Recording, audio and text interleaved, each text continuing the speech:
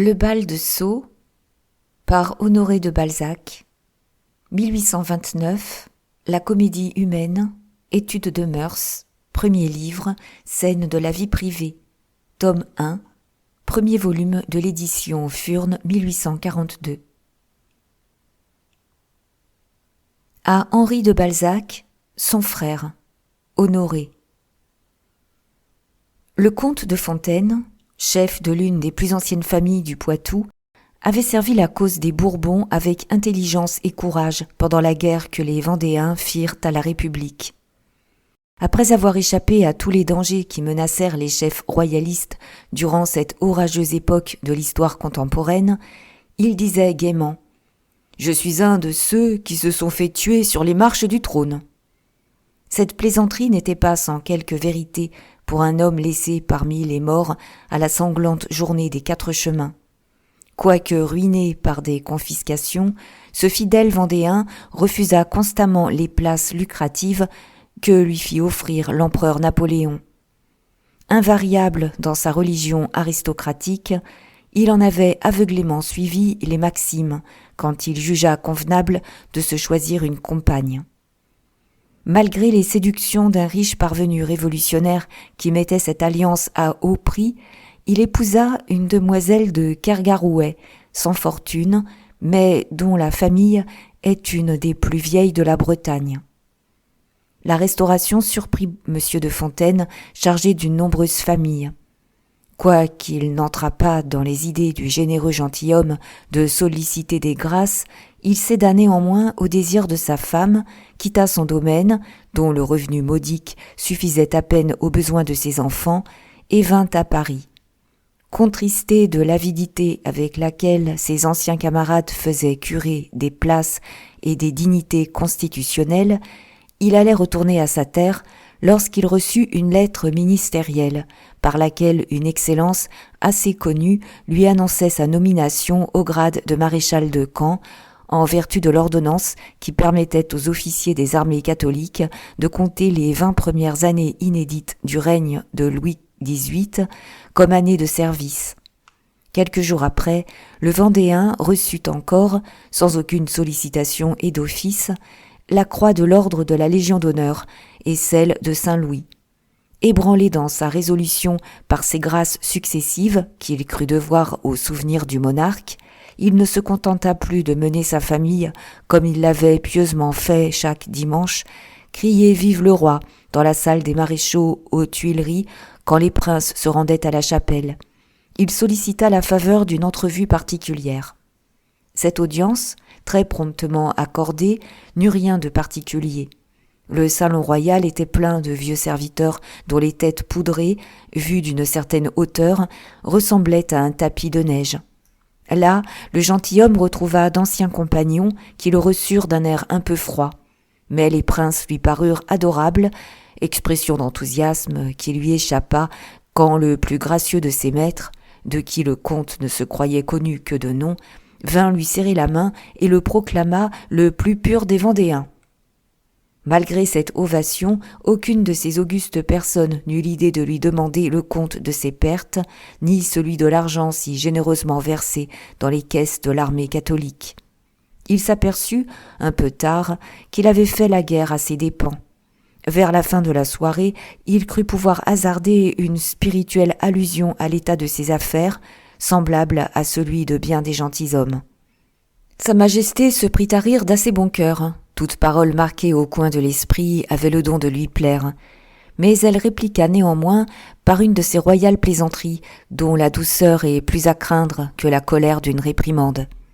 Un des plus intimes confidents du roi ne tarda pas à s'approcher du Vendéen calculateur, auquel il fit entendre, par une phrase fine et polie, que le moment n'était pas encore venu de compter avec les maîtres. Il se trouvait sur le tapis des mémoires beaucoup plus arriéré que le sien, et qui devait sans doute servir à l'histoire de la Révolution. Le comte sortit prudemment du groupe vénérable qui décrivait un respectueux demi-cercle devant l'auguste famille. Puis, après avoir, non sans peine, dégagé son épée parmi les jambes grêles où elle s'était engagée, il regagna pédestrement à travers la cour des Tuileries le fiacre qu'il avait laissé sur le quai. Avec cet esprit rétif qui distingue la noblesse de vieille roche, chez laquelle le souvenir de la Ligue et des barricades n'est pas encore éteint, il se plaignit dans son fiacre, à haute voix et de manière à se compromettre, sur le changement survenu à la cour. Autrefois, se disait-il, chacun parlait librement au roi de ses petites affaires. Les seigneurs pouvaient à leur aise lui demander des grâces et de l'argent, et aujourd'hui, l'on n'obtiendra pas, sans scandale, le remboursement des sommes avancées pour son service. Morbleu, la croix de Saint-Louis et le grade de maréchal de camp ne valent pas 300 000 livres que j'ai, bel et bien, dépensés pour la cause royale. Je veux reparler au roi, en face et dans son cabinet. Cette scène refroidit d'autant plus le zèle de M. de Fontaine que ses demandes d'audience restèrent constamment sans réponse. Il vit d'ailleurs les intrus de l'Empire arrivant à quelques-unes des charges réservées sous l'ancienne monarchie aux meilleures maisons. « Tout est perdu, dit-il un matin. Décidément, le roi n'a jamais été qu'un révolutionnaire. Son monsieur, qui ne déroge pas et console ses fidèles serviteurs, je ne sais en quelle main irait un jour la couronne de France, si ce régime continuait. Leur maudit système constitutionnel est le plus mauvais de tous les gouvernements, et ne pourra jamais convenir à la France. Louis XVIII et M. Beugnot nous ont tout gâtés à Saint-Ouen. » Le comte, désespéré, se préparait à retourner à sa terre, en abandonnant avec noblesse ses prétentions à toute indemnité. En ce moment, les événements du 20 mars annoncèrent une nouvelle tempête qui menaçait d'engloutir le roi légitime et ses défenseurs. Semblable à ces gens généreux qui ne renvoient pas un serviteur par un temps de pluie, M. de Fontaine emprunta sur sa terre pour suivre la monarchie en déroute, sans savoir si cette complicité d'émigration lui serait plus propice que ne l'avait été son dévouement passé. Mais, après avoir observé que les compagnons de l'exil étaient plus en faveur que les braves qui, jadis, avaient protesté, les armes à la main, contre l'établissement de la République, peut-être espéra-t-il trouver dans ce voyage à l'étranger plus de profit que dans un service actif et périlleux à l'intérieur. Ces calculs de courtisans ne furent pas une de ces vaines spéculations qui promettent sur le papier des résultats superbes et ruinent par leur exécution. Il fut donc, selon le mot du plus spirituel et du plus habile de nos diplomates, un des 500 fidèles serviteurs qui partagèrent l'exil de la cour à Gand et l'un des 50 000 qui en revinrent. Pendant cette courte absence de la royauté, M. de Fontaine eut le bonheur d'être employé par Louis XVIII et rencontra à plus d'une occasion de donner au roi l'épreuve d'une grande probité politique et d'un attachement sincère. Un soir que le monarque n'avait rien de mieux à faire, il se souvint du bon mot dit par M. de Fontaine aux Tuileries. Le vieux Vendéen ne laissa pas échapper un tel à propos et raconta son histoire assez spirituellement pour que ce roi, qui n'oubliait rien, pût se la rappeler en temps utile. L'auguste littérateur remarqua la tournure fine donnée à quelques notes dont la rédaction avait été confiée au discret gentilhomme. Ce petit mérite inscrivit M. de Fontaine dans la mémoire du roi, parmi les plus loyaux serviteurs de sa couronne. Au second retour, le comte fut un de ces envoyés extraordinaires qui parcoururent les départements avec la mission de juger souverainement les fauteurs de la rébellion. Mais il usa modérément de son terrible pouvoir. Aussitôt que cette juridiction temporaire eut cessé, le grand prévôt s'assit dans un des fauteuils du Conseil d'État, devint député, parla peu, écouta beaucoup et changea considérablement d'opinion. Quelques circonstances, inconnues aux biographes, le firent entrer assez avant dans l'intimité du prince pour qu'un jour le malicieux monarque l'interpellât ainsi en le voyant entrer. « Mon ami Fontaine, je ne m'aviserais pas de vous nommer directeur général ni ministre. Ni vous ni moi, si nous étions employés, ne resterions en place à cause de nos opinions. Le gouvernement représentatif a cela de bon qu'il nous ôte la peine que nous avions jadis de renvoyer nous-mêmes nos secrétaires d'État. Notre conseil est une véritable hôtellerie où l'opinion publique nous envoie souvent de singuliers voyageurs. Mais enfin, nous saurons toujours où placer nos fidèles serviteurs. Cette ouverture moqueuse fut suivie d'une ordonnance qui donnait à M. de Fontaine une administration dans le domaine extraordinaire de la couronne. Par suite de l'intelligente attention avec laquelle il écoutait les sarcasmes de son royal ami, son nom se trouva sur les lèvres de Sa Majesté toutes les fois qu'il fallut créer une commission dont les membres devaient être lucrativement appointés. Il eut le bon esprit de taire la faveur dont l'honorait le monarque et sut l'entretenir par une manière piquante de narrer, dans une de ces causeries familières auxquelles Louis XVIII se plaisait autant qu'aux billets agréablement écrits, les anecdotes politiques et, s'il est permis de se servir de cette expression, les cancans diplomatiques ou parlementaires qui abondaient alors. On sait que les détails de sa gouvernementabilité, mot adopté par l'auguste railleur, l'amusaient infiniment. Grâce au bon sens, à l'esprit et à l'adresse de M. le comte de Fontaine, chaque membre de sa nombreuse famille, quelque jeune qu'il fût, finit, ainsi qu'il le disait plaisamment à son maître, par se poser comme un ver à soie sur les feuilles du budget.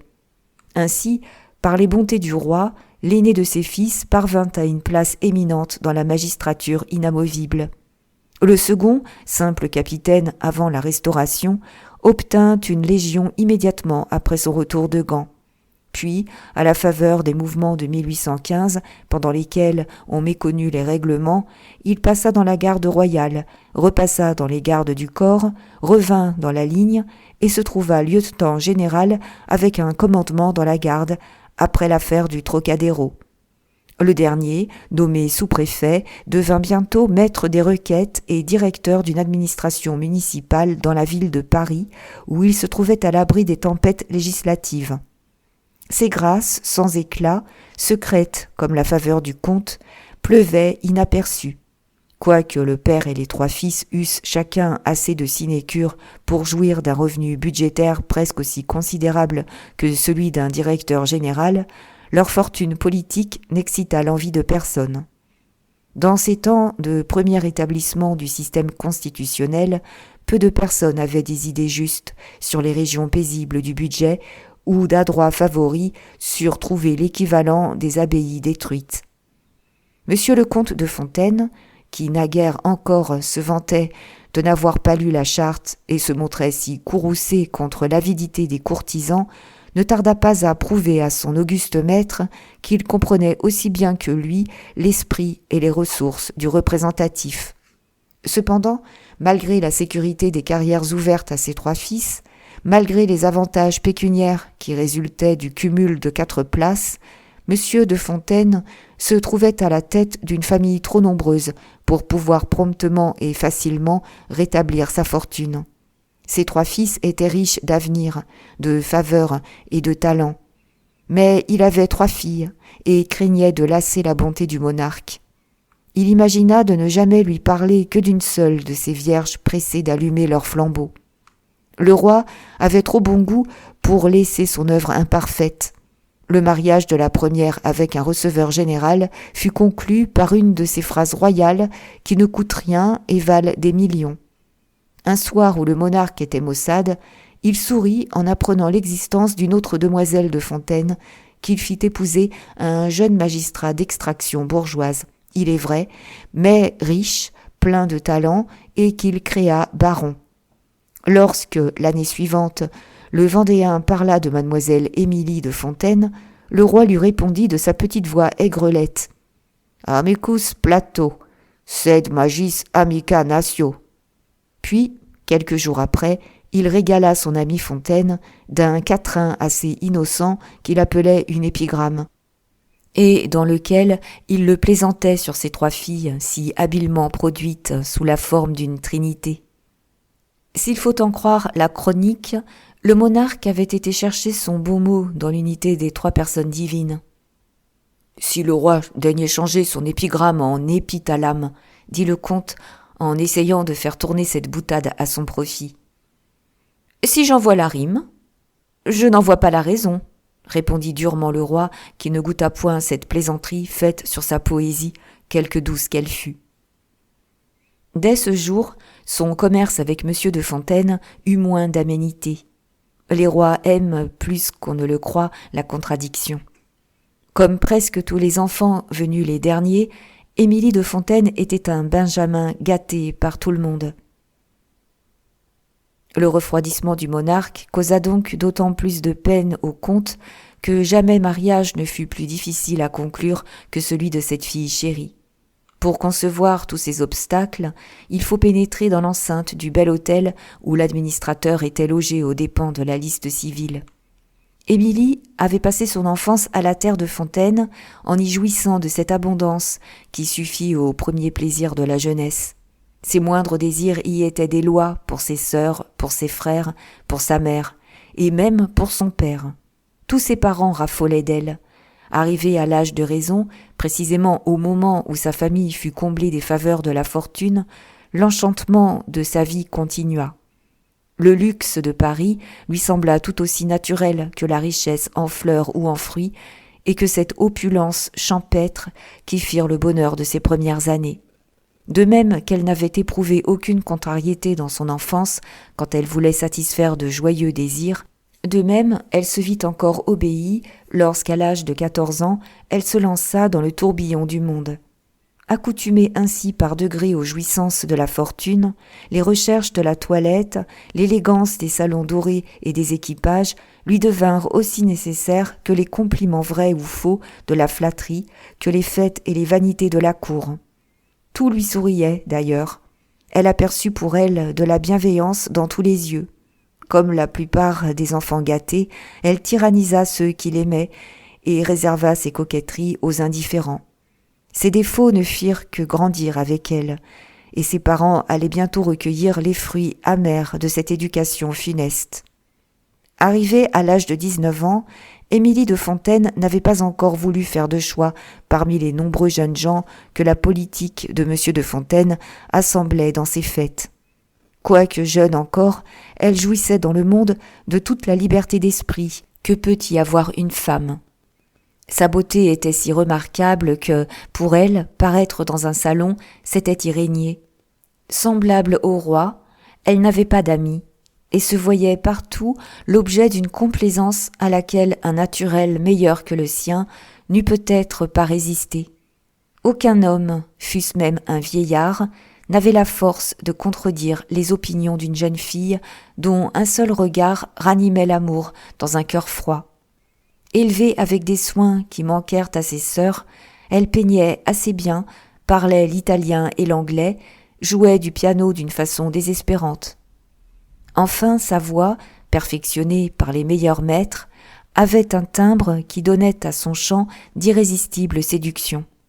Spirituelle et nourrie par toutes les littératures, elle aurait pu faire croire que, comme dit Mascarille, les gens de qualité viennent au monde en sachant tout.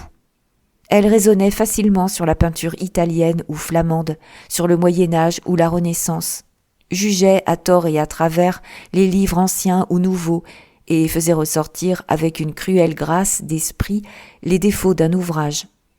La plus simple de ces phrases était reçue par la foule idolâtre, comme par les Turcs un fetfa du sultan. Elle éblouissait ainsi les gens superficiels. Quant aux gens profonds, son tact naturel l'aidait à les reconnaître. Et pour eux, elle déployait tant de coquetterie qu'à la faveur de ces séductions, elle pouvait échapper à leur examen. Ce vernis séduisant couvrait un cœur insouciant, l'opinion commune à beaucoup de jeunes filles que personne n'habitait une sphère assez élevée pour pouvoir comprendre l'excellence de son âme et un orgueil qui s'appuyait autant sur sa naissance que sur sa beauté. En l'absence du sentiment violent qui ravage tôt ou tard le cœur d'une femme, elle portait sa jeune ardeur dans un amour immodéré des distinctions et témoignait le plus profond mépris pour les roturiers. Fort impertinente avec la nouvelle noblesse, elle faisait tous ses efforts pour que ses parents marchassent de pair au milieu des familles les plus illustres du faubourg Saint-Germain. Ces sentiments n'avaient pas échappé à l'œil observateur de M. de Fontaine, qui, plus d'une fois, lors du mariage de ses 2 premières filles, eut à gémir des sarcasmes et des bons mots d'Émilie. Les gens logiques s'étonneront d'avoir vu le vieux Vendéen donnant sa première fille à un receveur général qui possédait bien à la vérité quelques anciennes terres seigneuriales, mais dont le nom n'était pas précédé de cette particule à laquelle le trône dut tant de défenseurs, et la seconde un magistrat trop récemment baronifié pour faire oublier que le père avait vendu des fagots. Ce notable changement dans les idées du noble, au moment où il atteignait sa 60e année, époque à laquelle les hommes quittent rarement leurs croyances, n'était pas dû seulement à la déplorable habitation de la moderne Babylone, où tous les gens de province finissent par perdre leur rudesse. La nouvelle conscience politique du comte de Fontaine était encore le résultat des conseils et de l'amitié du roi. Ce prince philosophe avait pris plaisir à convertir le Vendéen aux idées qu'exigeait la marche du XIXe siècle et la rénovation de la monarchie. Louis XVIII voulait fondre les partis, comme Napoléon avait fondu les choses et les hommes. Le roi légitime, peut-être aussi spirituel que son rival, agissait en sens contraire. Le dernier chef de la maison de Bourbon était aussi empressé à satisfaire le tiers-état et les gens de l'Empire, en contenant le clergé, que le premier des Napoléons fut jaloux d'attirer auprès de lui les grands seigneurs ou de doter l'Église. Confident des royales pensées, le conseiller d'État était insensiblement devenu l'un des chefs les plus influents et les plus sages de ce parti modéré qui désirait vivement, au nom de l'intérêt national, la fusion des opinions. Il prêchait les coûteux principes du gouvernement constitutionnel et secondait de toute sa puissance les jeux de la bascule politique qui permettait à son maître de gouverner la France au milieu des agitations. Peut-être M. de Fontaine se flattait-il d'arriver à la pairie par un de ces coups de vent législatifs dont les effets si bizarres surprenaient alors les plus vieux politiques. Un de ses principes les plus fixes consistait à ne plus reconnaître en France d'autres noblesses que la pairie, dont les familles étaient les seules qui eussent des privilèges. « Une noblesse sans privilèges, disait-il, est un manche sans outils. » Aussi éloigné du parti de Lafayette que du parti de la Bourdonnais, il entreprenait avec ardeur la réconciliation générale d'où devait sortir une ère nouvelle et de brillantes destinées pour la France. Il cherchait à convaincre les familles, chez lesquelles il avait accès, du peu de chances favorables qu'offraient désormais la carrière militaire et l'administration. Il engageait les mères à lancer leurs enfants dans les professions indépendantes et industrielles, en leur donnant à entendre que les emplois militaires et les hautes fonctions du gouvernement finiraient par appartenir très constitutionnellement aux cadets des familles nobles de la pairie. Selon lui, la nation avait conquis une part assez large dans l'administration par son assemblée élective, par les places de la magistrature et par celles de la finance qui, disait-il, serait toujours comme autrefois l'apanage des notabilités du tiers-état. Les nouvelles idées du chef de la famille de Fontaine et les sages alliances qui en résultèrent pour ses deux premières filles avaient rencontré de fortes résistances au sein de son ménage. La comtesse de Fontaine resta fidèle aux vieilles croyances que ne devait pas renier une femme qui appartenait au Rohan par sa mère. Quoiqu'elle se fût opposée pendant un moment au bonheur et à la fortune qui attendaient ses deux filles aînées, elle se rendit à ces considérations secrètes que les époux se confient le soir quand leur tête repose sur le même oreiller. M. de Fontaine démontra froidement à sa femme, par d'exacts calculs, que le séjour de Paris, l'obligation d'y représenter, la splendeur de sa maison qui les dédommageait des privations si courageusement partagées au fond de la Vendée, les dépenses faites pour leurs fils absorbaient la plus grande partie de leurs revenus budgétaires. Il fallait donc saisir, comme une faveur céleste, l'occasion qui se présentait pour eux d'établir si richement leur fille. Ne devait-elle pas jouir un jour de 60 ou 80 000 livres de rente ? Des mariages si avantageux ne se rencontraient pas tous les jours pour des filles sans dot. Enfin, il était temps de penser à économiser pour augmenter la terre de Fontaine et reconstruire l'antique fortune territoriale de la famille. La comtesse céda, comme toutes les mères l'eussent fait à sa place, quoique de meilleure grâce peut-être, à des arguments si persuasifs. mais elle déclara qu'au moins sa fille Émilie serait mariée de manière à satisfaire l'orgueil qu'elle avait contribué malheureusement à développer dans cette jeune âme. Ainsi, les événements qui auraient dû répandre la joie dans cette famille y introduisirent un léger levain de discorde. Le receveur général et le jeune magistrat furent en butte aux froideurs d'un cérémonial que surent créer la comtesse et sa fille Émilie. Leur étiquette trouva bien plus amplement lieu d'exercer ces tyrannies domestiques. Le lieutenant général épousa la fille unique d'un banquier. Le président se maria sensément avec une demoiselle dont le père, 2 ou 3 fois millionnaire, avait fait le commerce des toiles peintes. Enfin, le 3e frère se montra fidèle à ses doctrines roturières en prenant sa femme dans la famille d'un riche notaire de Paris.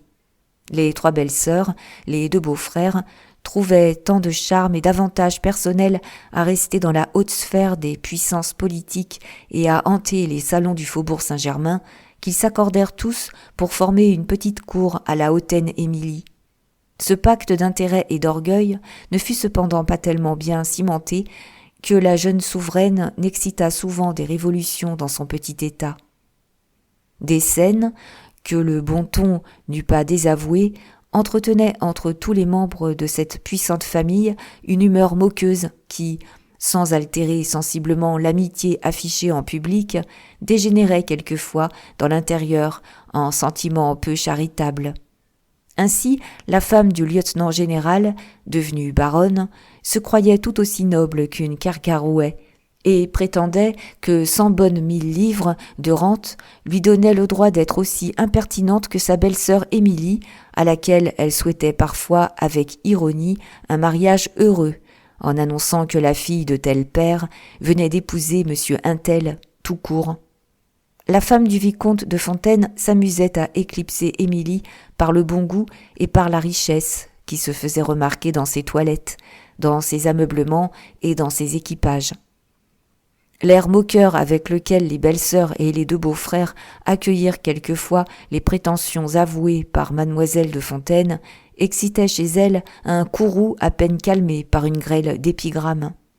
Lorsque le chef de la famille éprouva quelque refroidissement dans la tacite et précaire amitié du monarque, il trembla d'autant plus que, par suite des défis railleurs de ses sœurs, jamais sa fille chérie n'avait jeté ses vues si haut.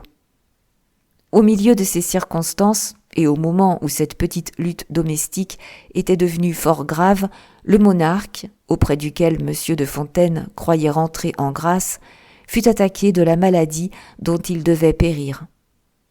Le grand politique, qui sut si bien conduire sa nef au sein des orages, ne tarda pas à succomber. Incertain de la faveur à venir, le comte de Fontaine fit donc les plus grands efforts pour rassembler autour de sa dernière fille l'élite des jeunes gens à marier. Ceux qui ont tâché de résoudre le problème difficile que présente l'établissement d'une fille orgueilleuse et fantasque comprendront peut-être les peines que se donna le pauvre Vendéen. Achevée au gré de son enfant chéri, cette dernière entreprise eût couronné dignement la carrière que le comte parcourait depuis 10 ans à Paris. Par la manière dont sa famille envahissait les traitements de tous les ministères, elle pouvait se comparer à la maison d'Autriche, qui, par ses alliances, menace d'envahir l'Europe. Aussi le vieux Vendéen ne se rebutait-il pas dans ses présentations de prétendus, tant il avait à cœur le bonheur de sa fille. Mais rien n'était plus plaisant que la façon dont l'impertinente créature prononçait ses arrêts et jugeait le mérite de ses adorateurs. On eût dit que, semblable à l'une de ces princesses des 1001 jours, Émilie fut assez riche, assez belle, pour avoir le droit de choisir parmi tous les princes du monde. Ses objections étaient plus bouffonnes les unes que les autres. L'un avait les jambes trop grosses ou les genoux cagneux, l'autre était myope. Celui-ci s'appelait Durand, celui-là boitait. Presque tous lui semblaient trop gras. Plus vive, plus charmante, plus gaie que jamais, après avoir rejeté 2 ou 3 prétendus, elle s'élançait dans les fêtes de l'hiver et courait au bal où ses yeux perçants examinaient les célébrités du jour. Ou souvent, À l'aide de son ravissant babil, elle parvenait à deviner les secrets du cœur le plus mystérieux, où elle se plaisait à tourmenter tous les jeunes gens, à exciter avec une coquetterie instinctive des demandes qu'elle rejetait toujours. La nature lui avait donné en profusion les avantages nécessaires au rôle qu'elle jouait. Grande et svelte, Émilie de Fontaine possédait une démarche imposante ou folâtre, à son gré. Son col un peu long lui permettait de prendre de charmantes attitudes de dédain et d'impertinence.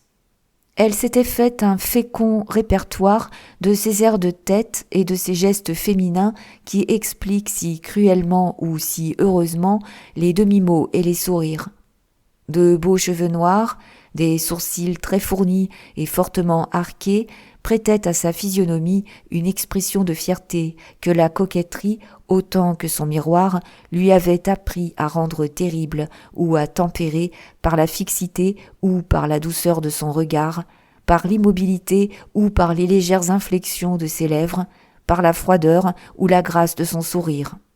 Quand Émilie voulait s'emparer d'un cœur, sa voix pure ne manquait pas de mélodie, mais elle pouvait aussi lui imprimer une sorte de clarté brève quand elle entreprenait de paralyser la langue indiscrète d'un cavalier. Sa figure blanche et son front de marbre étaient semblables à la surface limpide d'un lac qui, tour à tour, se ride sous l'effort d'une brise ou reprend sa sérénité joyeuse quand l'air se calme. Plus d'un jeune homme en proie à ses dédains l'accusait de jouer la comédie.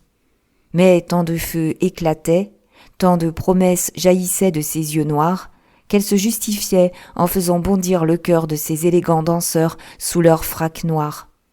Parmi les jeunes filles à la mode, nulle mieux qu'elle ne savait prendre un air de hauteur en recevant le salut d'un homme qui n'avait que du talent, ou déployer cette politesse insultante pour les personnes qu'elle regardait comme ses inférieures, et déverser son impertinence sur tous ceux qui essayaient de marcher de pair avec elle.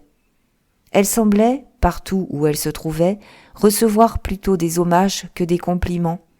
Et même chez une princesse, sa tournure et ses airs eussent converti le fauteuil sur lequel elle se serait assise en un trône impérial.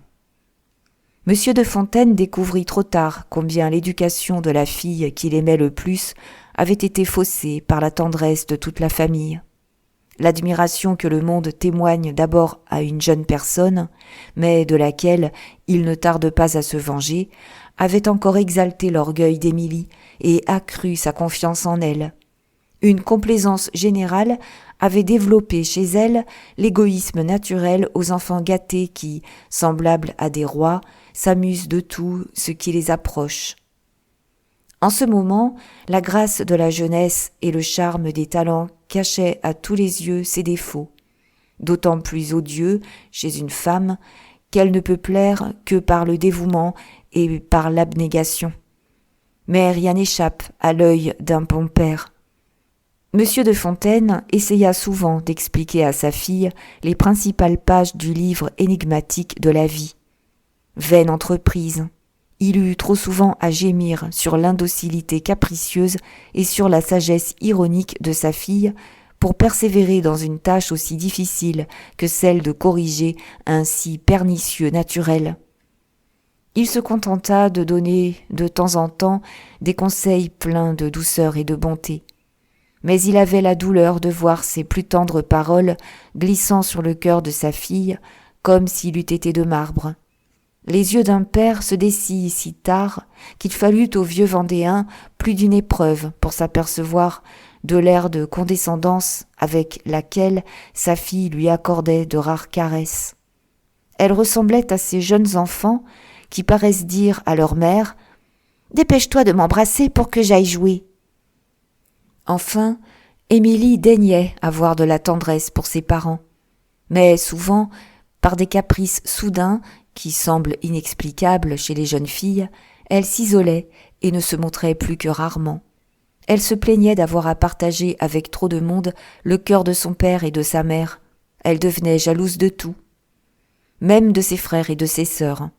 Puis, après avoir pris bien de la peine à créer un désert autour d'elle, Cette fille bizarre accusait la nature entière de sa solitude factice et de ses peines volontaires.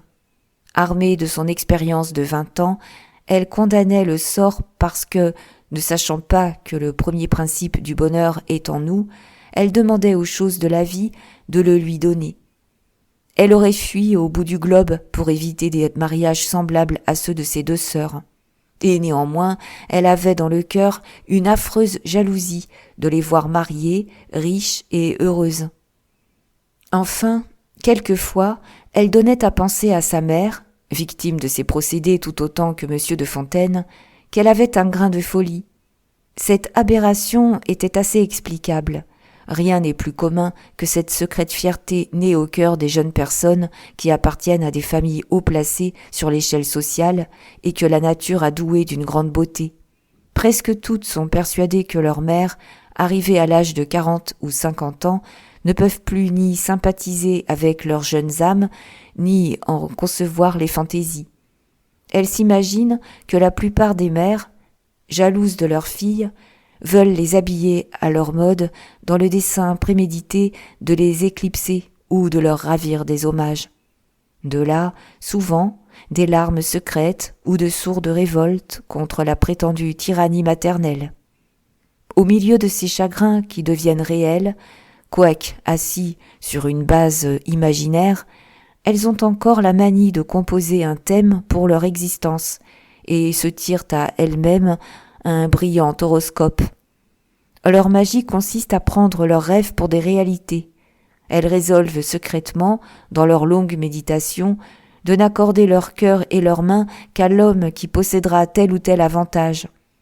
Elles dessinent dans leur imagination un type auquel il faut, bon gré mal gré, que leur futur ressemble.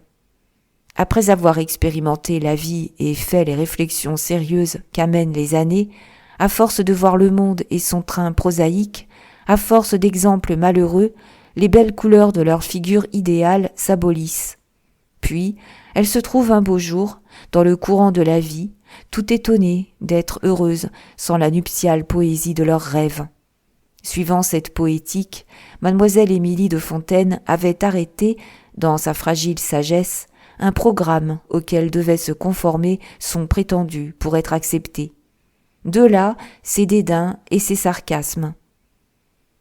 « Quoique jeune et de noblesse ancienne, s'était-elle dit, il sera pair de France, ou fils aîné d'un père. Il me serait insupportable de ne pas voir mes armes peintes sur les panneaux de ma voiture au milieu des plis flottants d'un manteau d'azur, et de ne pas courir comme les princes dans la grande allée des Champs-Élysées, les jours de Longchamp. D'ailleurs, mon père prétend que ce sera un jour la plus belle dignité de France. Je le veux militaire en me réservant de lui faire donner sa démission, et je le veux décoré pour que l'on nous porte les armes. » Ces rares qualités ne servaient à rien si cet être de raison ne possédait pas encore une grande amabilité, une jolie tournure, de l'esprit, et s'il n'était pas svelte. La maigreur, cette grâce du corps, quel fugitif qu'elle pût être, surtout dans un gouvernement représentatif, était une clause de rigueur. Mademoiselle de Fontaine avait une certaine mesure idéale qui lui servait de modèle. Le jeune homme, qui, au premier coup d'œil, ne remplissait pas les conditions voulues, n'obtenait même pas un second regard. « Oh, mon Dieu! Voyez combien ce monsieur est gras !» était chez elle la plus haute expression de mépris. À l'entendre, les gens d'une honnête corpulence étaient incapables de sentiments, mauvais maris et indignes d'entrer dans une société civilisée. Quoique ce fût une beauté recherchée en Orient, l'embonpoint lui semblait un malheur chez les femmes. Mais chez un homme, c'était un crime. Ses opinions paradoxales amusaient, grâce à une certaine gaieté d'élocution. Néanmoins, le comte sentit que, plus tard, les prétentions de sa fille, dont le ridicule allait être visible pour certaines femmes aussi clairvoyantes que peu charitables, deviendraient un fatal sujet de raillerie. Il craignit que les idées bizarres de sa fille ne se changeassent en mauvais ton. Il tremblait que le monde impitoyable ne se moquât déjà d'une personne qui restait si longtemps en scène sans donner un dénouement à la comédie qu'elle y jouait. Plus d'un acteur, mécontent d'un refus, paraissait attendre le moindre incident malheureux pour se venger. Les indifférents, les oisifs, commençaient à se lasser. L'admiration est toujours une fatigue pour l'espèce humaine. Le vieux Vendéen savait mieux que personne que s'il faut choisir avec art le moment d'entrer sur les tréteaux du monde, sur ceux de la cour, dans un salon ou sur la scène, il est encore plus difficile d'en sortir à propos. Aussi, pendant le premier hiver qui suivit l'avènement de Charles X au trône, redoubla-t-il d'efforts, conjointement avec ses 3 fils et ses gendres, pour réunir dans les salons de son hôtel les meilleures parties que Paris et les différentes députations des départements pouvaient présenter. L'éclat de ses fêtes, le luxe de sa salle à manger et ses dîners parfumés de truffes rivalisaient avec les célèbres repas par lesquels les ministres du temps s'assuraient le vote de leurs soldats parlementaires.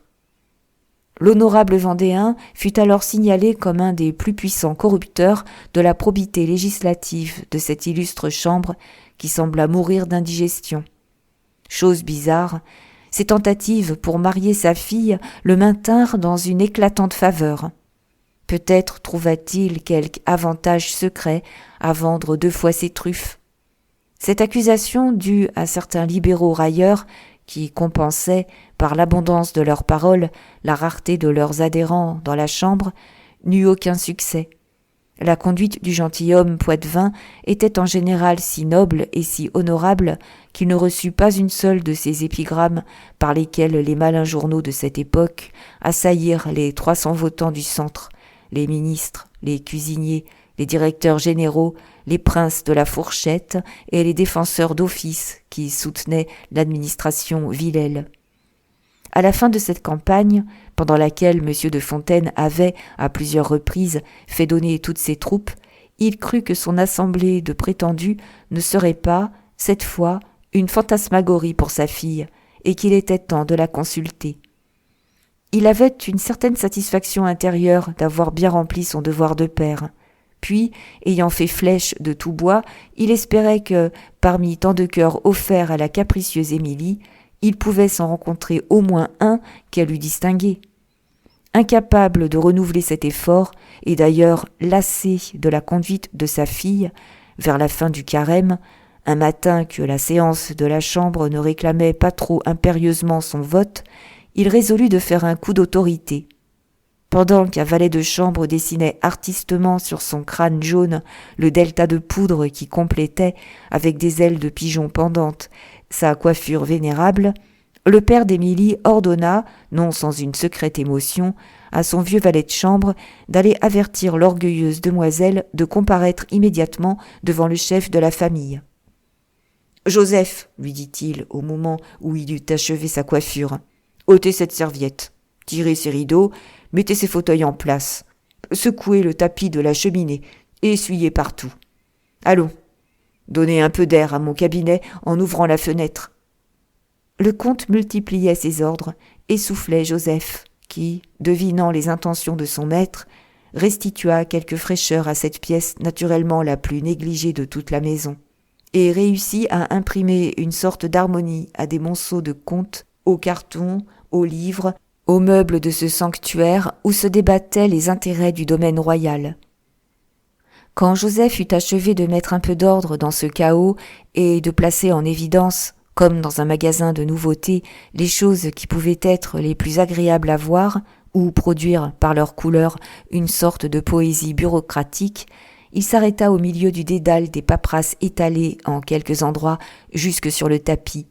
Il s'admira lui-même un moment, hocha la tête et sortit. Le pauvre sinécuriste ne partagea pas la bonne opinion de son serviteur. Avant de s'asseoir dans son immense fauteuil à oreilles, il jeta un regard de méfiance autour de lui, examina d'un air hostile sa robe de chambre, en chassa quelques grains de tabac, s'essuya soigneusement le nez, rangea les pelles et les pincettes, attisa le feu, releva les quartiers de ses pantoufles, rejeta en arrière sa petite queue horizontalement logée entre le col de son gilet et celui de sa robe de chambre, et lui fit reprendre sa position perpendiculaire. Puis, il donna un coup de balai aux cendres d'un foyer qui attestait l'obstination de son catarrhe. Enfin, le vieux Vendéen ne s'assit qu'après avoir repassé une dernière fois en revue son cabinet, en espérant que rien n'y pourrait donner lieu aux remarques aussi plaisantes qu'impertinentes par lesquelles sa fille avait coutume de répondre à ses sages avis. En cette occurrence, il ne voulait pas compromettre sa dignité paternelle. Il prit délicatement une prise de tabac et toussa 2 ou 3 fois comme s'il se disposait à demander l'appel nominal. Il entendait le pas léger de sa fille qui entra en fredonnant un air d'Il Barbiere. « Bonjour, mon père. Que me voulez-vous donc si matin ?» Après ces paroles jetées comme la ritournelle de l'air qu'elle chantait, elle embrassa le comte, non pas avec cette tendresse familière qui rend le sentiment filial chose si douce, mais avec l'insouciante légèreté d'une maîtresse sûre de toujours plaire, quoi qu'elle fasse. « Ma chère enfant, dit gravement M. de Fontaine, je t'ai fait venir pour causer très sérieusement avec toi sur ton avenir. La nécessité où tu es en ce moment de choisir un mari de manière à rendre ton bonheur durable. »« Mon bon père, répondit Émilie en employant les sons les plus caressants de sa voix pour l'interrompre. Il me semble que l'armistice que nous avons conclu relativement à mes prétendus n'est pas encore expiré. Émilie, cessons aujourd'hui de badiner sur un sujet si important. Depuis quelque temps, les efforts de ceux qui t'aiment véritablement, ma chère enfant, se réunissent pour te procurer un établissement convenable, et ce serait être coupable d'ingratitude que d'accueillir légèrement les marques d'intérêt que je ne suis pas seul à te prodiguer. » En entendant ces paroles, et après avoir lancé un regard malicieusement investigateur sur les meubles du cabinet paternel, la jeune fille alla prendre celui des fauteuils qui paraissait avoir le moins servi aux solliciteurs. La porta elle-même de l'autre côté de la cheminée, de manière à se placer en face de son père, prit une attitude si grave qu'il était impossible de n'y pas voir les traces d'une moquerie, et se croisa les bras sur la riche garniture d'une pèlerine à la neige dont les nombreuses ruches de tulle furent impitoyablement froissées. Après avoir regardé de côté, et en riant, la figure soucieuse de son vieux père, elle rompit le silence. « Je ne vous ai jamais entendu dire, mon cher père, que le gouvernement fit ses communications en robe de chambre. »« Mais, ajouta-t-elle en souriant, n'importe, le peuple ne doit pas être difficile.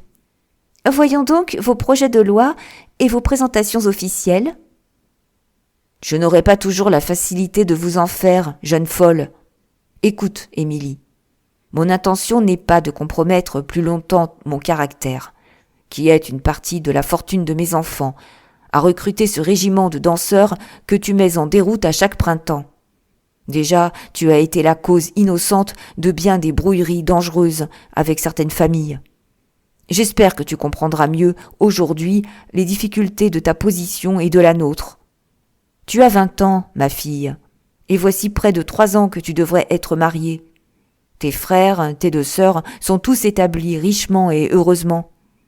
Mais, mon enfant, les dépenses que nous ont suscitées ces mariages et le train de maison que tu fais tenir à ta mère ont absorbé tellement nos revenus qu'à peine pourrais-je te donner 100 000 francs de dot.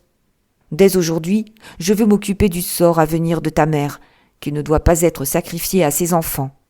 Émilie, si je venais à manquer à ma famille, Madame de Fontaine ne saurait être à la merci de personne et doit continuer à jouir de l'aisance par laquelle j'ai récompensé trop tard son dévouement à mes malheurs. Tu vois, mon enfant, que la faiblesse de ta dot ne saurait être en harmonie avec tes idées de grandeur. Encore sera-ce un sacrifice que je n'ai fait pour aucun autre de mes enfants.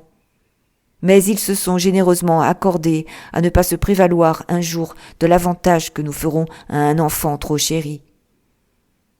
« Dans leur position, dit Émilie en agitant la tête avec ironie. Ma fille, ne dépréciez jamais ainsi ceux qui vous aiment. Sachez qu'il n'y a que les pauvres de généreux. Les riches ont toujours d'excellentes raisons pour ne pas abandonner 20 000 francs à un parent. Eh bien, ne boude pas, mon enfant, et parlons raisonnablement.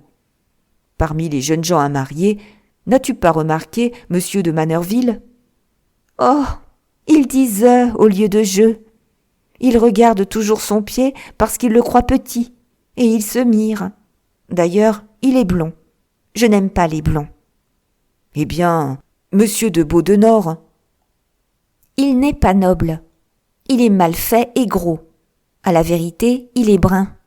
Il faudrait que ces deux messieurs s'entendissent pour réunir leur fortune, et que le premier donnât son corps et son nom au second qui garderait ses cheveux, et alors, peut-être. Qu'as-tu à dire contre monsieur de Rastignac ? Il est devenu presque banquier, dit-elle malicieusement. Et le vicomte de Portenduère, notre parent ? Un enfant qui danse mal, et d'ailleurs sans fortune. Enfin, mon père, ces gens-là n'ont pas de titre. Je veux être au moins comtesse, comme l'est ma mère. Tu n'as donc vu personne cet hiver qui… Non, mon père. Que veux-tu donc ? Le fils d'un pair de France. Ma fille, vous êtes folle, dit monsieur de Fontaine en se levant. Mais tout à coup, il leva les yeux au ciel, sembla puiser une nouvelle dose de résignation dans une pensée religieuse. Puis, jetant un regard de pitié paternelle sur son enfant, qui devint ému, il lui prit la main, la serra et lui dit avec attendrissement : « Dieu m'en est témoin, pauvre créature égarée. J'ai consciencieusement rempli mes devoirs de père envers toi. Que dis-je, consciencieusement ? Avec amour, mon Émilie. Oui, Dieu le sait, cet hiver, j'ai amené près de toi plus d'un honnête homme dont les qualités, les mœurs, le caractère m'étaient connus. Et tous ont paru dignes de toi. Mon enfant, ma tâche est remplie. D'aujourd'hui, je te rends l'arbitre de ton sort, me trouvant heureux et malheureux tout ensemble de me voir déchargé de la plus lourde des obligations paternelles. Je ne sais pas si longtemps encore tu entendras une voix qui, par malheur, n'a jamais été sévère. Mais souviens-toi que le bonheur conjugal ne se fonde pas tant sur des qualités brillantes et sur la fortune que sur une estime réciproque. Cette félicité est, de sa nature, modeste et sans éclat. Va, ma fille. Mon aveu est acquis à celui que tu me présenteras pour gendre. Mais si tu devenais malheureuse, songe que tu n'auras pas le droit d'accuser ton père. Je ne me refuserai pas à faire des démarches et à t'aider. Seulement, que ton choix soit sérieux, définitif. Je ne compromettrai pas 2 fois le respect dû à mes cheveux blancs. » L'affection que lui témoignait son père et l'accent solennel qu'il mit à son onctueuse allocution touchèrent vivement mademoiselle de Fontaine. Mais elle dissimula son attendrissement, sauta sur les genoux du comte qui s'était assis, tout tremblant encore, lui fit les caresses les plus douces et le câlina avec tant de grâce que le front du vieillard se dérida. Quand Émilie jugea que son père était remis de sa pénible émotion, elle lui dit à voix basse : « Je vous remercie bien de votre gracieuse attention, mon cher père. Vous avez arrangé votre appartement pour recevoir votre fille chérie. Vous ne saviez peut-être pas la trouver si folle et si rebelle. Mais, mon père, est-il donc bien difficile d'épouser un pair de France ? Vous prétendiez qu'on en faisait par douzaines. Ah, du moins, vous ne me refuserez pas des conseils. Non, pauvre enfant, non. Et je te crierai plus d'une fois, prends garde. Songe donc que la pairie est un ressort trop nouveau dans notre gouvernementabilité. Comme disait le feu roi, pour que les pères puissent posséder de grandes fortunes. Ceux qui sont riches veulent le devenir encore plus. Le plus opulent de tous les membres de notre pairie n'a pas la moitié du revenu que possède le moins riche lord de la chambre haute en Angleterre. Or, les pairs de France chercheront tous de riches héritières pour leurs fils, n'importe où elles se trouveront. La nécessité où ils sont tous de faire des mariages d'argent durera plus de 2 siècles. Il est possible qu'en attendant l'heureux hasard que tu désires, Recherche qui peut te coûter tes plus belles années, tes charmes, car on s'épouse considérablement par amour dans notre siècle. Tes charmes, dis-je, opèrent un prodige. Lorsque l'expérience se cache sous un visage aussi frais que le tien, l'on peut en espérer des merveilles. N'as-tu pas d'abord la facilité de reconnaître les vertus dans le plus ou le moins de volume que prennent les corps ? Ce n'est pas un petit mérite. Aussi, n'ai-je pas besoin de prévenir une personne aussi sage que toi de toutes les difficultés de l'entreprise ?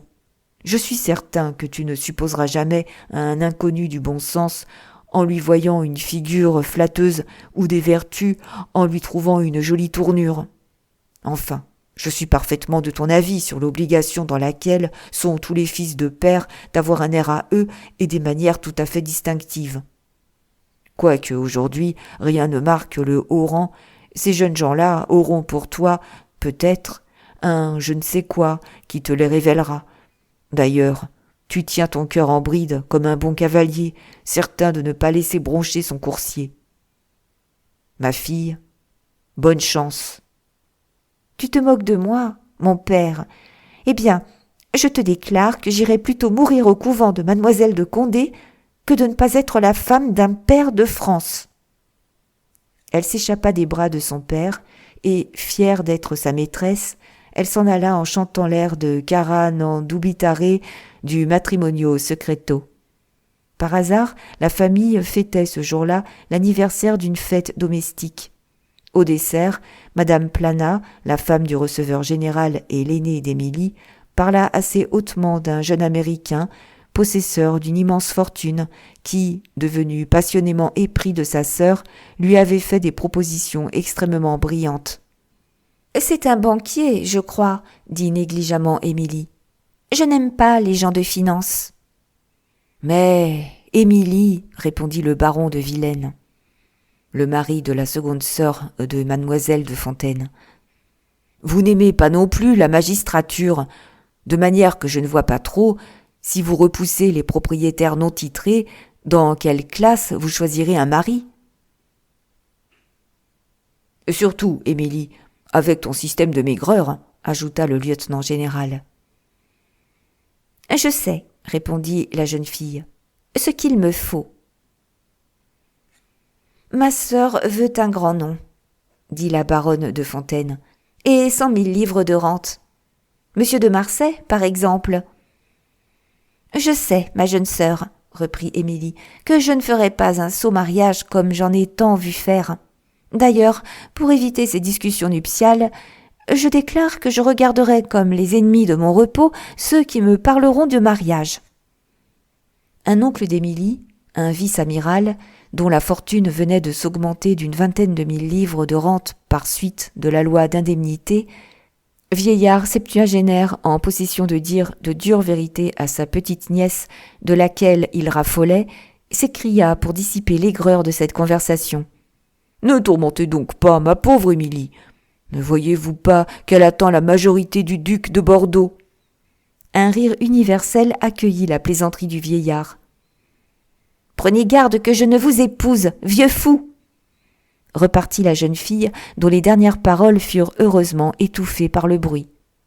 « Mes enfants, dit madame de Fontaine pour adoucir cette impertinence. Émilie, de même que vous tous, ne prendra conseil que de sa mère. »« Oh, mon Dieu, je n'écouterai que moi dans une affaire qui ne regarde que moi, » dit fort distinctement mademoiselle de Fontaine. Tous les regards se portèrent alors sur le chef de la famille. Chacun semblait être curieux de voir comment il allait s'y prendre pour maintenir sa dignité.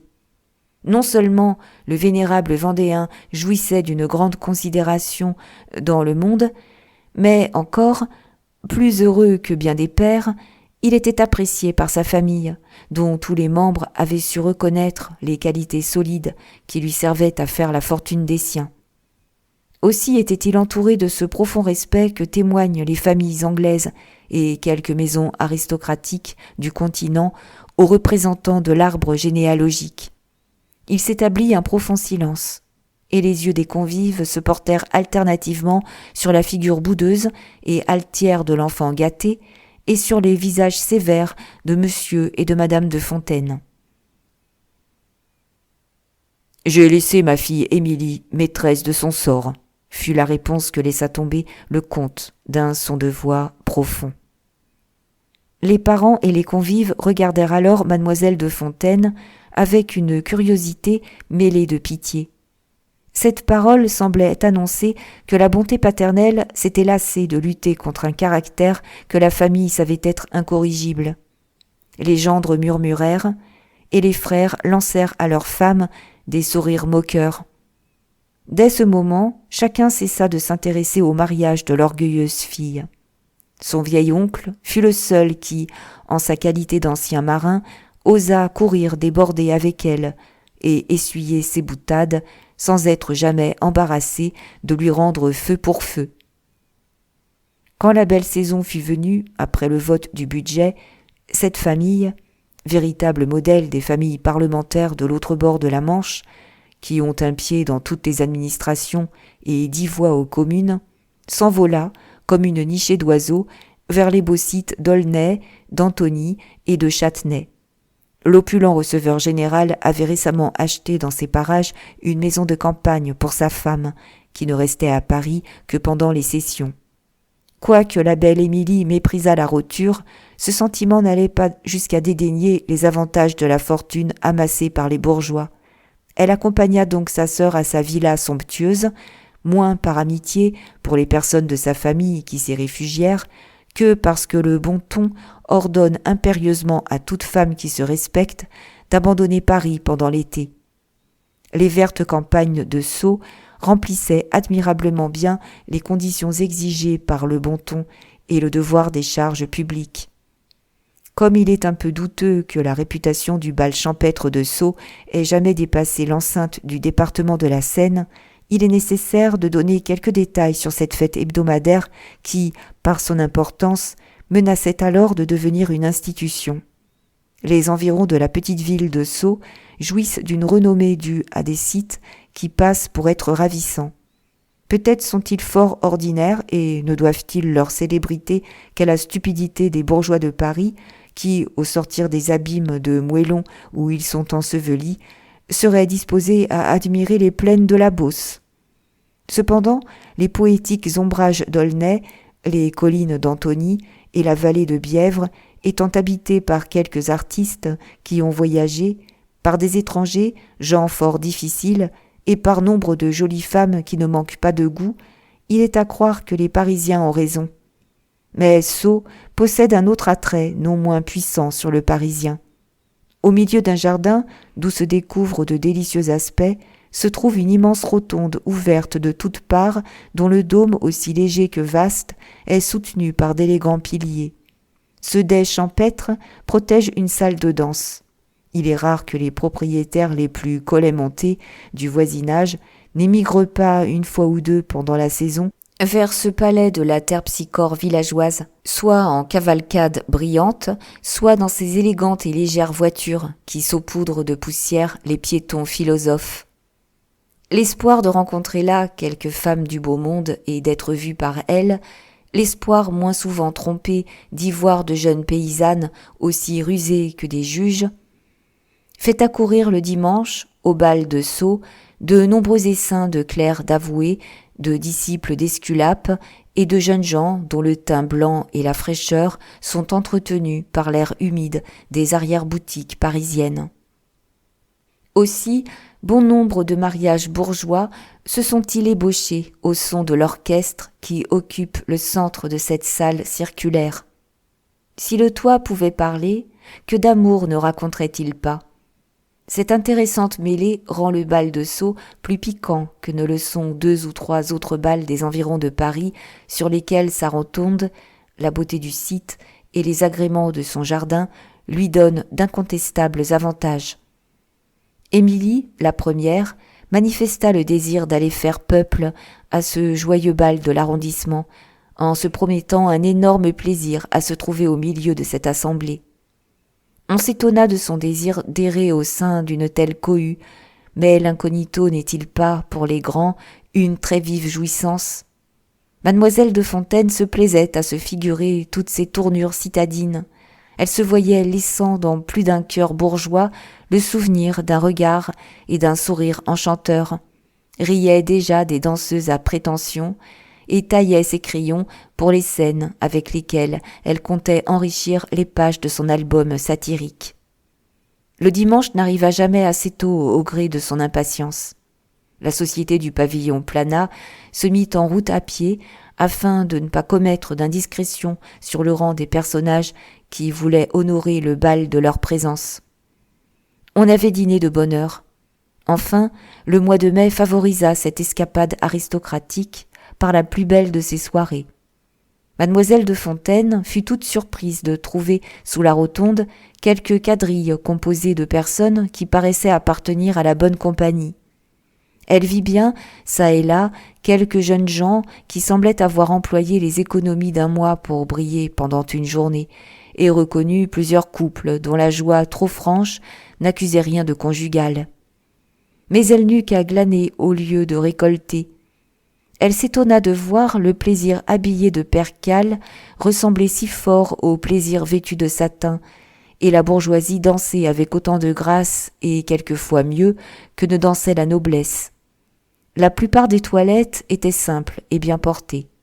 Ceux qui, dans cette assemblée, représentaient les suzerains du territoire, c'est-à-dire les paysans, se tenaient dans leur coin avec une incroyable politesse. Il fallut même à mademoiselle Émilie une certaine étude des divers éléments qui composaient cette réunion avant de pouvoir y trouver un sujet de plaisanterie.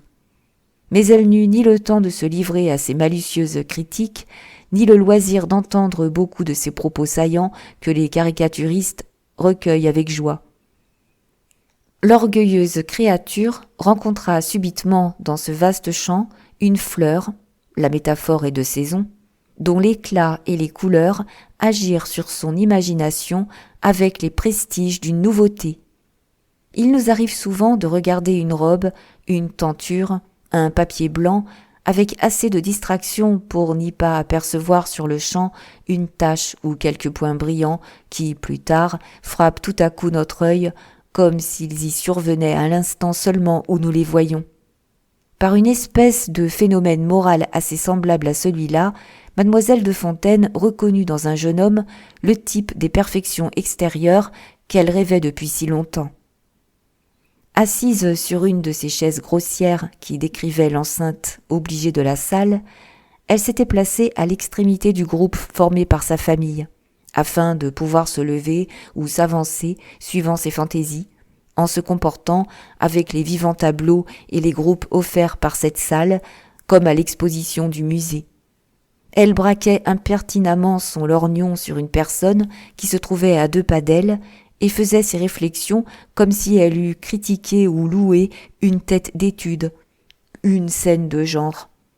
Ses regards, après avoir erré sur cette vaste toile animée, furent tout à coup saisis par cette figure qui semblait avoir été mise exprès dans un coin du tableau, sous le plus beau jour, comme un personnage hors de toute proportion avec le reste. L'inconnu, rêveur et solitaire, légèrement appuyé sur une des colonnes qui supportent le toit, avait les bras croisés et se tenait penché comme s'il se fût placé là pour permettre à un peintre de faire son portrait. Quoique pleine d'élégance et de fierté, cette attitude était exempte d'affectation. Aucun geste ne démontrait qu'il eût mis sa face de 3/4 et faiblement incliné sa tête à droite, comme Alexandre, comme Lord Byron et quelques autres grands hommes, dans le seul but d'attirer sur lui l'attention. Son regard fixe suivait les mouvements d'une danseuse, en trahissant quelques sentiments profonds. Sa taille svelte et dégagée rappelait les belles proportions de l'Apollon. De beaux cheveux noirs se bouclaient naturellement sur son front élevé. D'un seul coup d'œil, mademoiselle de Fontaine remarqua la finesse de son linge, la fraîcheur de ses gants de chevreau, évidemment pris chez le bon faiseur, et la petitesse d'un pied bien chaussé dans une botte de peau d'Irlande. Il ne portait aucun de ces ignobles brimborions dont se chargent les anciens petits maîtres de la garde nationale ou les adonis de comptoir. Seulement un ruban noir auquel était suspendu son lorgnon flottait sur un gilet d'une coupe distinguée. Jamais la difficile Émilie n'avait vu les yeux d'un homme ombragés par des cils si longs et si recourbés. La mélancolie et la passion respiraient dans cette figure caractérisée par un teint olivâtre et mâle. Sa bouche semblait toujours prête à sourire et à relever les coins de 2 lèvres éloquentes. Mais cette disposition, loin de tenir à la gaieté, révélait plutôt une sorte de grâce triste. Il y avait trop d'avenir dans cette tête, trop de distinction dans la personne, pour qu'on pût dire « voilà un bel homme » ou un joli homme. On désirait le connaître.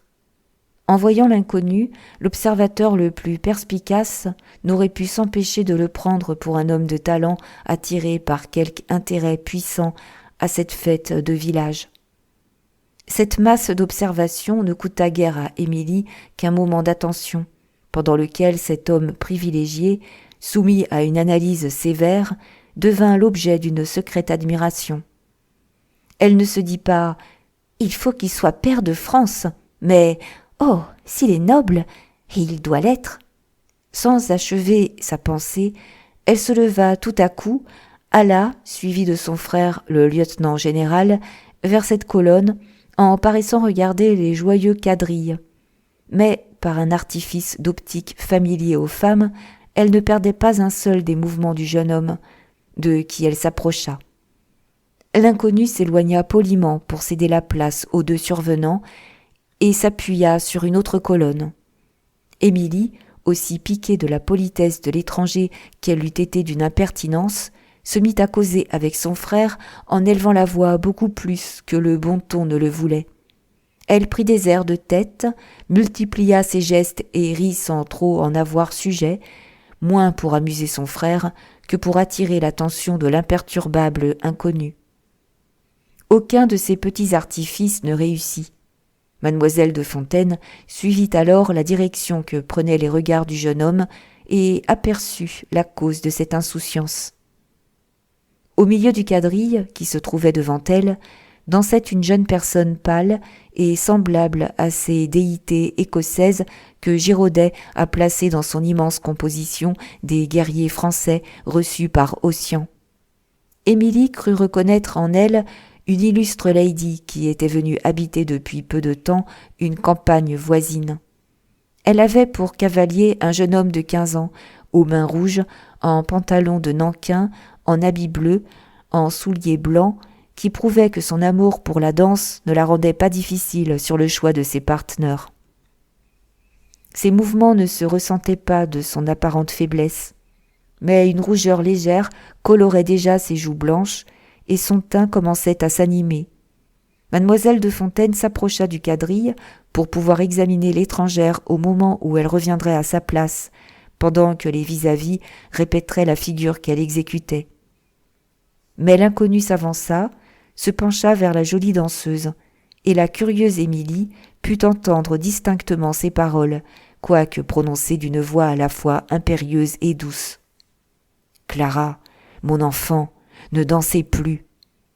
Clara fit une petite moue boudeuse, inclina la tête en signe d'obéissance et finit par sourire. Après la contredanse, le jeune homme eut les précautions d'un amant en mettant sur les épaules de la jeune fille un châle de cachemire et la fit asseoir de manière à ce qu'elle fût à l'abri du vent. Puis, bientôt, mademoiselle de Fontaine, qui les vit se lever et se promener autour de l'enceinte comme des gens disposés à partir, trouva le moyen de les suivre sous prétexte d'admirer les points de vue du jardin. Son frère se prêta avec une malicieuse bonhomie aux caprices de cette marche assez vagabonde. Émilie aperçut alors ce joli couple montant dans un élégant tilbury que gardait un domestique à cheval et en livrée. Au moment où le jeune homme fut assis et tâcha de rendre les guides égales, elle obtint d'abord de lui un de ces regards que l'on jette sans but sur les grandes foules. Mais elle eut la faible satisfaction de lui voir retourner la tête à 2 reprises différentes, et la jeune inconnue l'imita. Était-ce jalousie ?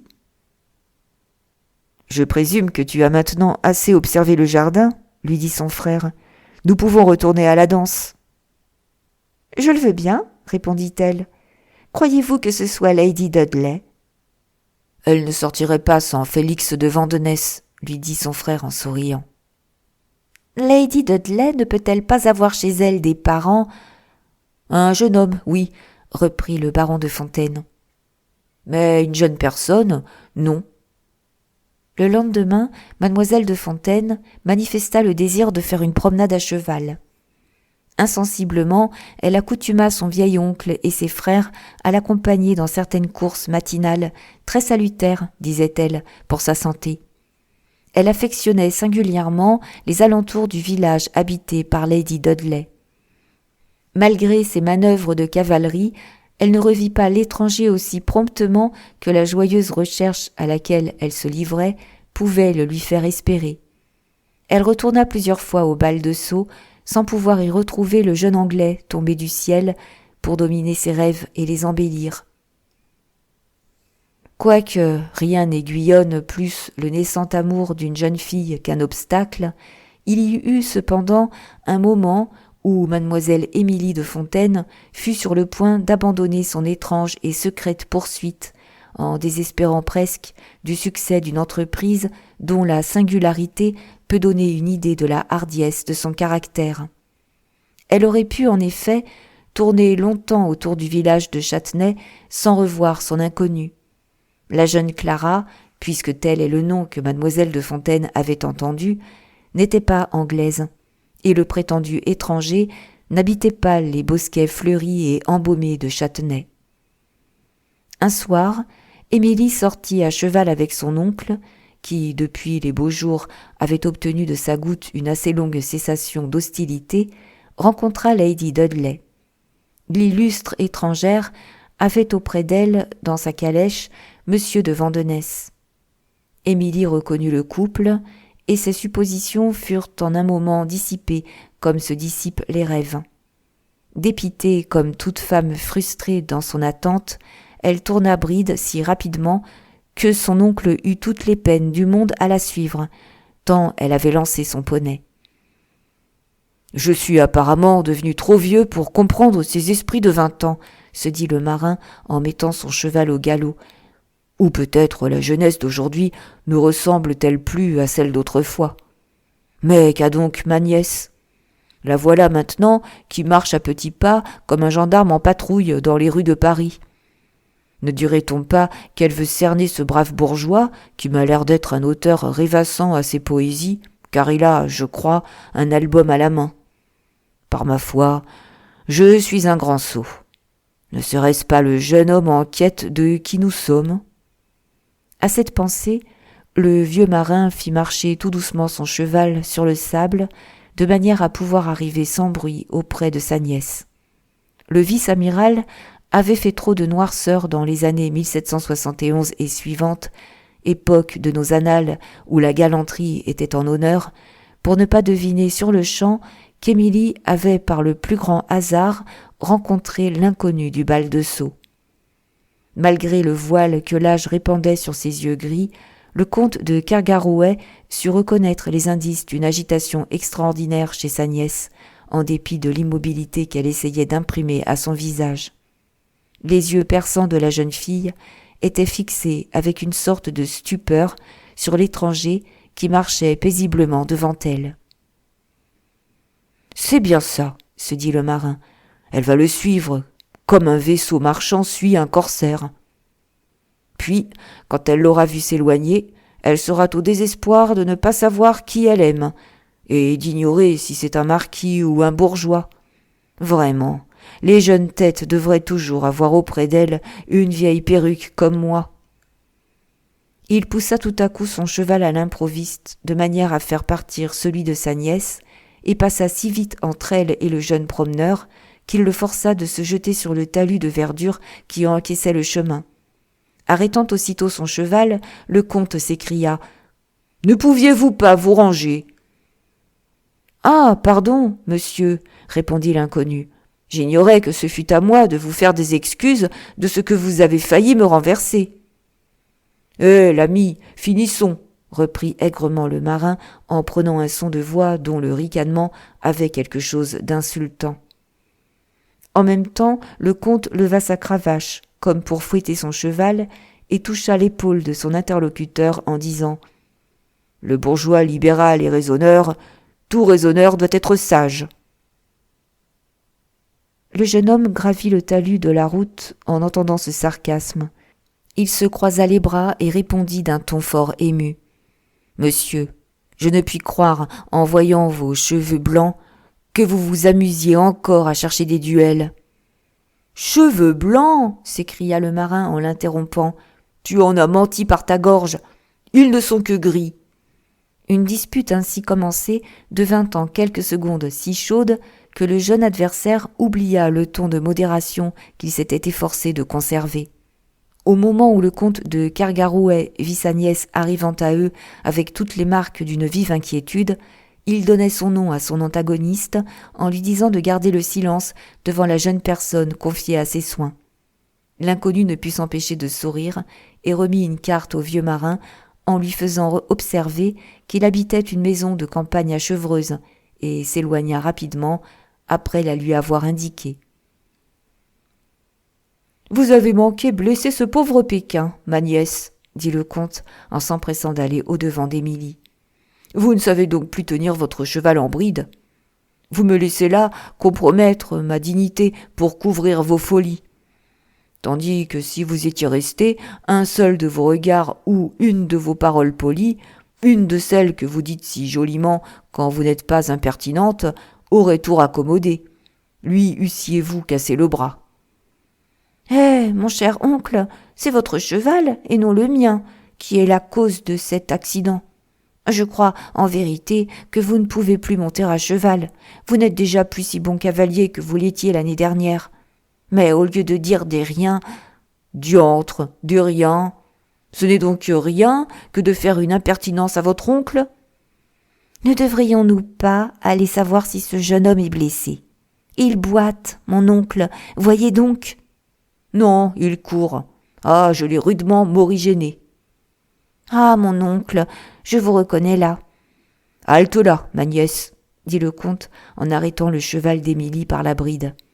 Je ne vois pas la nécessité de faire des avances à quelque boutiquier trop heureux d'avoir été jeté à terre par une charmante jeune fille ou par le commandant de la Belle Poule. Pourquoi croyez-vous que ce soit un roturier, mon cher oncle ? Il me semble qu'il a des manières fort distinguées. Tout le monde a des manières aujourd'hui, ma nièce. Non, mon oncle, tout le monde n'a pas l'air et la tournure que donne l'habitude des salons. Et je parierais avec vous volontiers que ce jeune homme est noble. Vous n'avez pas trop eu le temps de l'examiner. Mais ce n'est pas la première fois que je le vois. Et ce n'est pas non plus la première fois que vous le cherchez, lui répliqua l'amiral en riant. Émilie rougit, son oncle se plut à la laisser quelque temps dans l'embarras, puis il lui dit « Émilie, vous savez que je vous aime comme mon enfant. Précisément parce que vous êtes la seule de la famille qui y ayez cet orgueil légitime que donne une haute naissance. Diantre, ma petite nièce, qui aurait cru que les bons principes deviendraient si rares ? Eh bien, je veux être votre confident. Ma chère petite, je vois que ce jeune gentilhomme ne vous est pas indifférent. Chut, il se moquerait de nous dans la famille si nous nous embarquions sous un méchant pavillon. Vous savez ce que cela veut dire. Ainsi, laissez-moi vous aider, ma nièce. Gardons-nous tous deux le secret. Et je vous promets de l'amener au milieu du salon. Et quand, mon oncle ? Demain. Mais, mon cher oncle, je ne serai obligé à rien ? À rien du tout. Et vous pourrez le bombarder, l'incendier et le laisser là comme une vieille caraque, si cela vous plaît. Ce ne sera pas le premier, n'est-ce pas ? Êtes-vous bon, mon oncle ? Aussitôt que le comte fut rentré, il mit ses besicles, tira secrètement la carte de sa poche et lut « Maximilien Longueville, rue du Sentier ». « Soyez tranquille, ma chère nièce, dit-il à Émilie. Vous pouvez le harponner en toute sécurité de conscience. Il appartient à l'une de nos familles historiques, et s'il n'est pas pair de France, il le sera infailliblement. » D'où savez-vous tant de choses ? C'est mon secret. Vous connaissez donc son nom ?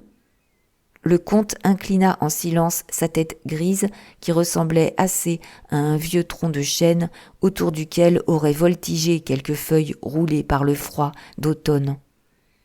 À ce signe, sa nièce vint essayer sur lui le pouvoir toujours neuf de ses coquetteries.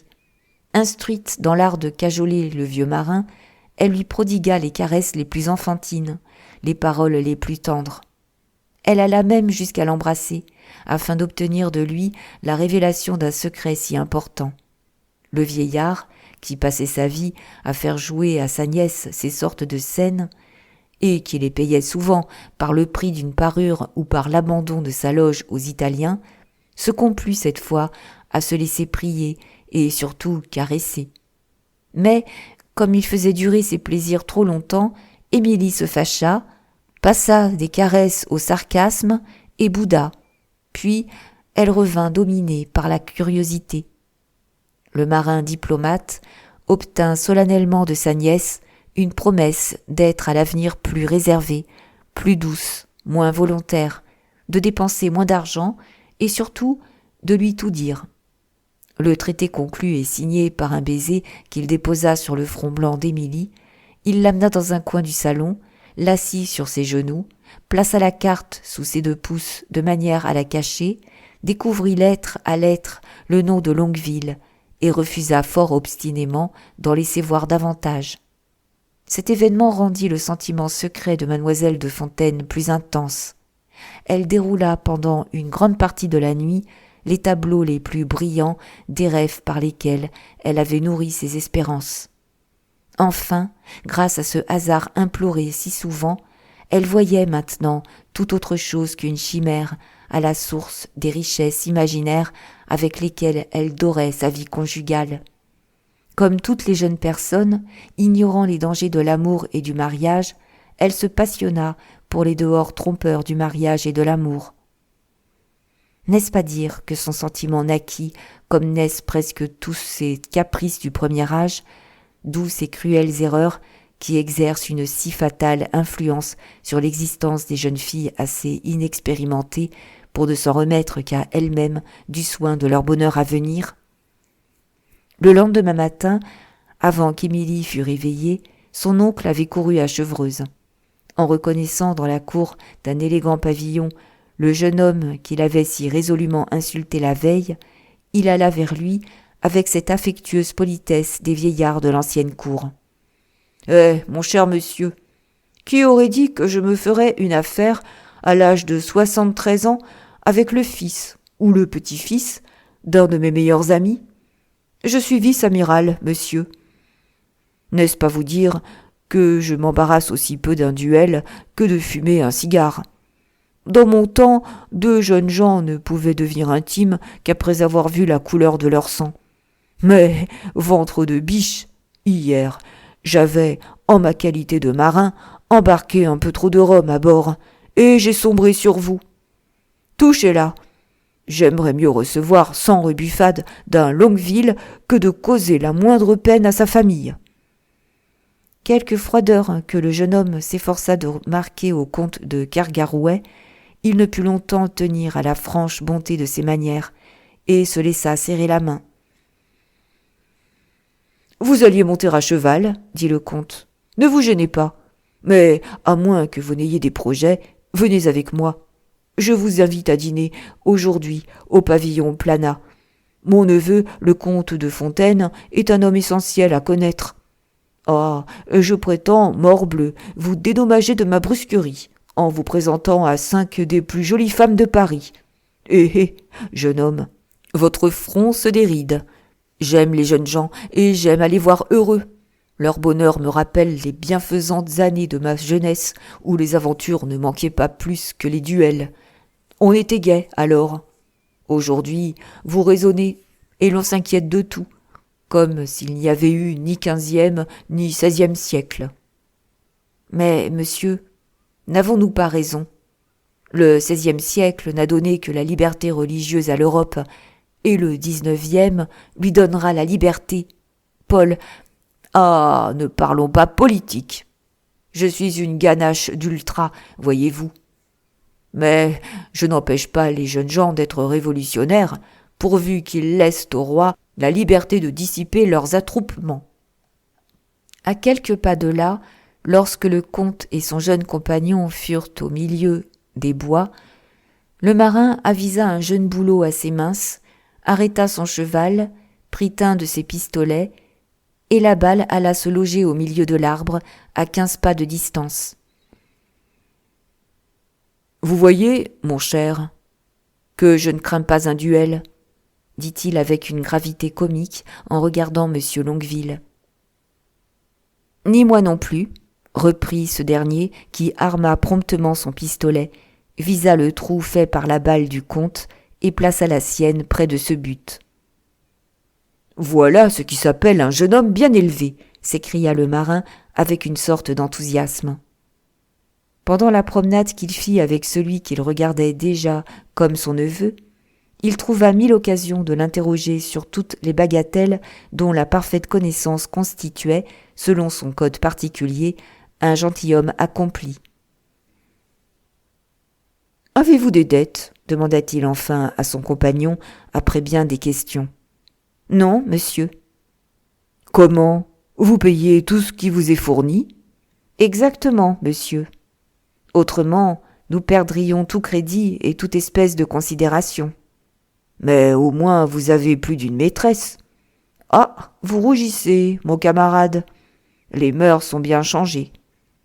Avec ces idées d'ordre légal, de kantisme et de liberté, la jeunesse s'est gâtée. Vous n'avez ni Guimard, ni Duthé, ni créancier, et vous ne savez pas le blason. Mais, mon jeune ami, vous n'êtes pas élevé. Sachez que celui qui ne fait pas ses folies au printemps les fait en hiver. Si j'ai 80 000 livres de rente à 70 ans, c'est que j'en ai mangé le capital à 30 ans. Oh, avec ma femme, en tout bien, tout honneur. Néanmoins, vos imperfections ne m'empêcheront pas de vous annoncer au pavillon Planat. Songez que vous m'avez promis d'y venir, et je vous y attends. » Quel singulier petit vieillard, se dit le jeune Longueville. Il est vert et gaillard. Mais quoiqu'il veuille paraître bonhomme, je ne m'y fierai pas.